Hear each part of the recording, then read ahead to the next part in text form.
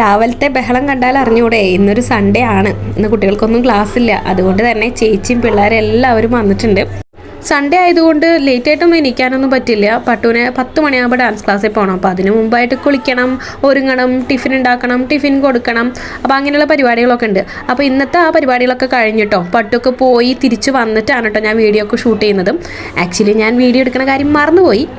സത്യം പറഞ്ഞു കഴിഞ്ഞാൽ പിള്ളേർ 4 പേരും കൂടി കഴിഞ്ഞാൽ ഭയങ്കര ബഹളമാണ്. റൂം 10 റൂമാക്കിയെങ്കിലും എനിക്ക് ശരിക്കും എല്ലാവരും വരുന്നതാണ് കേട്ടോ ഭയങ്കര ഇഷ്ടം. എനിക്കിങ്ങനെ വീട്ടിൽ നിറയെ ആൾക്കാരുള്ളതാണ് ഇഷ്ടം. എല്ലാവരും അങ്ങനെ മിണ്ടിയും പറഞ്ഞും ഒരുമിച്ച് എല്ലാ കാര്യങ്ങളും ചെയ്ത് അങ്ങനെ ഇരിക്കുന്നതാണ് കേട്ടോ എനിക്കിഷ്ടം. ഇങ്ങനെ ഒറ്റയ്ക്ക് കാര്യങ്ങൾ ചെയ്ത് ഒറ്റയ്ക്ക് ഇരിക്കുക എന്ന് പറയുന്നത് എനിക്ക് ഇത്തിരി ബുദ്ധിമുട്ടുള്ള കാര്യമാണ്. എനിക്കിപ്പോഴും ഓർമ്മയുണ്ട് കേട്ടോ, ഞാൻ കല്യാണം കഴിഞ്ഞ് ചെന്നൈയിലേക്ക് വന്നിട്ടുള്ള ആദ്യത്തെ ദിവസങ്ങളൊക്കെ ഭയങ്കര ബുദ്ധിമുട്ടായിരുന്നു. നമ്മുടെ വീട്ടിലെ ആ ഒരു ലൈഫ് സ്റ്റൈലും ഇവിടെ വന്നിട്ടുള്ള ആ ഒരു ചേഞ്ചും എനിക്ക് ആദ്യമൊക്കെ അക്സെപ്റ്റ് ചെയ്യാൻ ഭയങ്കര ബുദ്ധിമുട്ടായിരുന്നു. അവിടെ എനിക്ക് ആകെ കൂടി ഒരു കൂട്ടെന്ന് പറയാൻ, എനിക്ക് അതേ വൈബിലുള്ള നമുക്ക് എന്തും കാര്യങ്ങളും തുറന്ന് സംസാരിക്കാൻ പറ്റുന്ന ഒരു കൂട്ടെന്ന് പറയുന്നത് ചേച്ചി മാത്രമായിരുന്നു കേട്ടോ ഉണ്ടായിരുന്നത്. അപ്പോൾ അതുകൊണ്ട് എനിക്ക് എപ്പോഴും ചേച്ചി ഇപ്പോൾ എല്ലാ ആഴ്ചയും തിരിച്ചു വരുന്ന സമയത്തൊക്കെ എനിക്ക് ഭയങ്കര സന്തോഷമാണ്. കാര്യം എന്തൊക്കെ പറഞ്ഞാലും ഇണക്കങ്ങളൊക്കെ ഉണ്ടെങ്കിലും എനിക്ക് എപ്പോഴും ഭയങ്കര ഇവിടെ ഏറ്റവും വലിയൊരു കൂട്ടാണ് കേട്ടോ ചേച്ചി. എനിക്ക് ഇവിടെ വന്ന സമയത്ത് ഒരു പരിചയമില്ലാത്ത നാട്, ആളുകളെ ആരെയും അറിയില്ല, ഭാഷ അറിയില്ല. അങ്ങനെ ഒരു സമയത്ത് എനിക്ക് ഭയങ്കര കൂട്ടായിരുന്നു ചേച്ചി. സ്ഥാനം കൊണ്ട് എനിക്ക് ചേച്ചിയാണെങ്കിൽ പോലും ഞാനും ആളും ഒരേ ഏജൊക്കെ തന്നെയാണ്.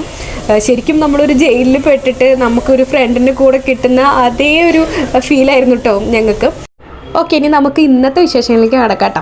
സൺഡേ ആയതുകൊണ്ട് ഇന്ന് എന്തെങ്കിലും സ്പെഷ്യലായിട്ട് വെക്കാമെന്ന് വിചാരിച്ചു. അപ്പോൾ എന്ത് വെക്കണം എന്നുള്ള കൺഫ്യൂഷനിലാണ് കേട്ടോ ഞങ്ങൾ 3 പേരും.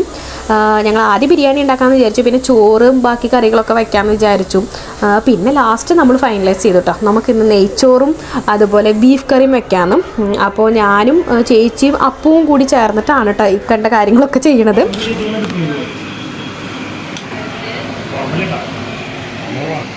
ഞങ്ങൾ 3 പേരും അങ്ങോട്ടും ഇങ്ങോട്ടും സംസാരിച്ച് പിള്ളേരുടെ കാര്യങ്ങളൊക്കെ നോക്കിയും അരിഞ്ഞും പിടിച്ചും ഇളക്കിയൊക്കെ ഉണ്ടാക്കി വരുമ്പോഴേക്കും സമയം എങ്ങോട്ടോ പോയിട്ടോ. സമയമൊക്കെ ഏകദേശം ഒരു 1 മണി 1:30 ആയിട്ടുണ്ടാവും കേട്ടോ ഞങ്ങളെല്ലാവരും ഫുഡ് കഴിക്കുമ്പോൾ. അപ്പോൾ ആദ്യം തന്നെ ചേട്ടന്മാർക്ക് കൊടുക്കാനുള്ള റൈസൊക്കെ ഒരു പാത്രത്തിലോട്ട് മാറ്റുകയാണ്. അപ്പോൾ അവർ 4 പേരുണ്ട്. അപ്പോൾ ഉച്ചയ്ക്ക് ഇവിടെ ഷോപ്പ് ഒരു 2 മണി വരെ ഓപ്പൺ ആണ്. അപ്പോൾ അതൊക്കെ കഴിഞ്ഞ് കഴിഞ്ഞിട്ടാട്ടോ അവർ കഴിക്കുള്ളൂ. അപ്പോൾ അവർക്കുള്ളത് ഞാൻ ആദ്യം മാറ്റി വെച്ചു. പിന്നെ അവർക്ക് കൊടുക്കുന്ന കറിയും കാര്യങ്ങളൊക്കെ മാറ്റി വെച്ചു. പിന്നെ നമുക്കുള്ള എല്ലാം വിളമ്പി. പിന്നെ ആദ്യം തന്നെ കുട്ടുവിന് കൊടുക്കും കേട്ടോ. കുട്ടുവാണ് ഇവിടുത്തെ ചോറൊക്കെ വെച്ച് കഴിഞ്ഞാൽ ആദ്യം കഴിക്കുക അവളാണ് കേട്ടോ. അവളെല്ലാവരും ഇതെല്ലാ ഫുഡും കഴിക്കും.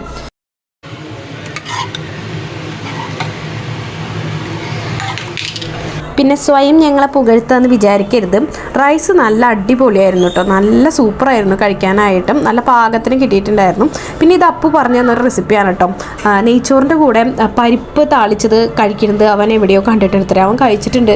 അപ്പോൾ അതൊന്ന് ട്രൈ ചെയ്ത് നോക്കണം എന്ന് പറഞ്ഞിട്ട് പരിപ്പ് താളിച്ചിട്ടുണ്ടായിരുന്നു. ഞാൻ കഴിച്ചു നോക്കിയില്ല, പക്ഷേ അവൻ കഴിച്ചു, അവനെ നല്ല ഇഷ്ടമാണെന്ന് പറഞ്ഞിട്ട് ഉണ്ടാക്കിയതാണ്. പിന്നെ ബീഫിൽ ഇച്ചിരി ഉപ്പ് കൂടിയോ എന്നൊരു ഡൗട്ട് ഉണ്ടായിരുന്നു. പിന്നെ ഞങ്ങളതൊക്കെ വെച്ച് അഡ്ജസ്റ്റ് ചെയ്തു, റൈസൊക്കെ വെച്ച് അഡ്ജസ്റ്റ് ചെയ്തു. അങ്ങനെ എല്ലാവരും കഴിച്ച് പിന്നെ ഒരു 2 മണി 3 മണിയൊക്കെ ആകുമ്പോൾ ചേച്ചിയും പിള്ളേരൊക്കെ പോയി. അവർ പോയി കഴിഞ്ഞപ്പോൾ അടുത്ത സെറ്റ് വന്നു കേട്ടോ. പട്ടുവിൻ്റെ ഫ്രണ്ട്സാണ് നിഷാൻ എല്ലാവരും. പിന്നെ അതുപോലെ യുവൻ, ഇവരെല്ലാവരും വന്നു. അപ്പോൾ എന്തായാലും സൺഡേക്ക് അതല്ലേ കുറച്ച് നേരം കളിച്ചോട്ടെ വിചാരിച്ചിട്ട് ഞാൻ അങ്ങനെ അവരെ ഫ്രീ ആയിട്ട് വിട്ടും. അപ്പോൾ ഞാൻ നോക്കുമ്പോൾ ഇവരെ കിച്ചണിൽ കയറി ഭയങ്കര എന്തോ പണിയിലാണ് കേട്ടോ.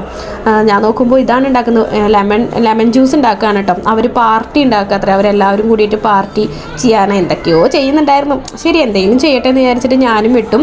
ലെമൺ ജ്യൂസൊക്കെ ഉണ്ടാക്കിയിട്ട് എനിക്കൊക്കെ കൊണ്ടുവന്നായിരുന്നു കേട്ടോ. പിള്ളേരെന്ന് പറഞ്ഞിട്ട് കാര്യമില്ല, നല്ല അടിപൊളിയായിരുന്നു.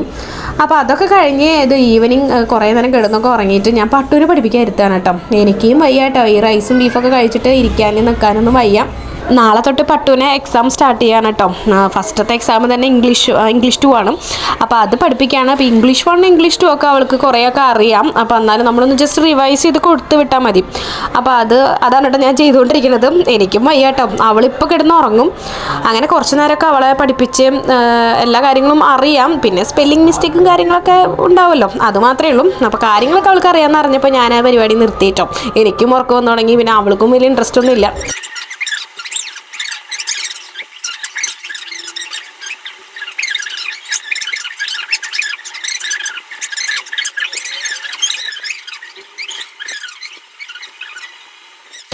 അതൊക്കെ കഴിഞ്ഞിട്ട് ഞാൻ പിന്നെ ഫുഡ് കഴിക്കാനായിട്ട് പോയി. ഇന്ന് ഫുഡ് കഴിക്കാനായിട്ട് ഉച്ചത്തെ സാധനങ്ങളൊക്കെ തന്നെയാണ് കേട്ടോ. പിന്നെ ഇവിടുത്തെ മാമൻ വീട്ടിൽ നിന്ന് വരുന്ന സമയത്ത് കുറച്ച് ഞണ്ട് കറി കൊണ്ടുവന്നിട്ടുണ്ടായിരുന്നു.